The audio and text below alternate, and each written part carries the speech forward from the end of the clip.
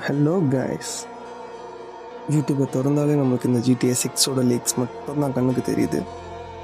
இது GTA Rockstar வேணும்னே league பண்ணுறாங்களா இல்லை உண்மையான சைபர் லீக்கா அப்படின்னு தெரிஞ்சுக்கிறதுக்கே ஒரு டீம் வேணும் போல்.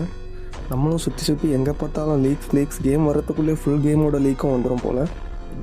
பட் ஆனால் நான் இது வரைக்கும் எந்த ஒரு லீக்கும் பார்க்கல. இது லீக்கோட கிளிப்ஸும் கிடையாது. இந்த கிளிப்ஸ் எல்லாமே ஜஸ்ட் ஒரு ஏஐ கிளிப்ஸ் மட்டும்தான்.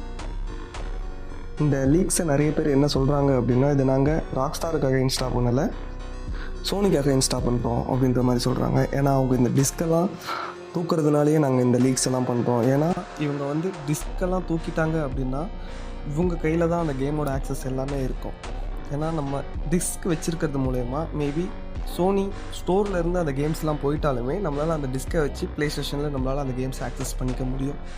பட் இவங்க அந்த டிஸ்கை தூக்குறதுனால மேபி ஃப்யூச்சரில் இவங்களுக்கு வர அந்த கான்ட்ராக்ட்ஸ், அதாவது அந்த கேம் கம்பெனியோடு இருக்கிற கான்ட்ராக்ட்ஸ் வெட்டுப்பட்டுச்சுன்னா இவங்க கண்டிப்பாக இந்த கேமை டிஸ்கண்டினியூ பண்ணுவாங்க. அப்போ நம்மளால் பர்ச்சேஸ் பண்ணியிருந்தாலுமே நம்மளால் அந்த கேம்ஸை ப்ளே பண்ண முடியாது.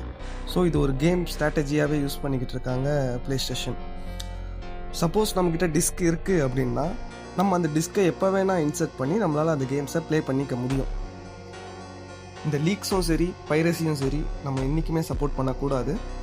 பட் இருந்தாலும் இந்த மாதிரி நாங்கள் ஒரு ரீசனுக்காண்டி லீக் பண்ணுறோம் அப்படின்னு சொல்லி ஹேக்கர் சொல்கிறாங்க அப்படின்னா அதை நம்ம சப்போர்ட் பண்ணலாம். I support to hackers.